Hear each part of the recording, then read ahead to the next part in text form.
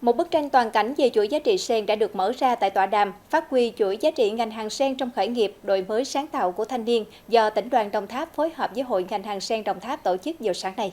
Sự kiện có sự tham dự của ông Lê Minh Hoan, nguyên Phó Chủ tịch Quốc hội, nguyên Bí thư Tỉnh ủy Đồng Tháp, người luôn dành tình yêu đặc biệt cho cây sen và sự phát triển của thế hệ trẻ.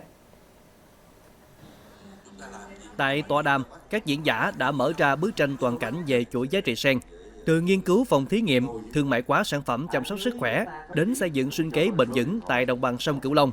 Khó khăn về công nghệ và thị trường cũng được đề cập. Từ đó, đề xuất giải pháp chuyển hóa thành động lực để đổi mới. Thông qua chương trình, thông điệp mạnh mẽ đã được truyền tải. Cây sen không chỉ dừng lại ở nông sản thô, mà còn mang tiềm năng lớn cho khởi nghiệp sáng tạo. Với sự đồng hành của chính quyền, các chuyên gia và tinh thần dám nghĩ dám làm, thanh niên chính là lực lượng tiên phong nâng tầm giá trị bản địa, đưa sản phẩm sen vươn xa.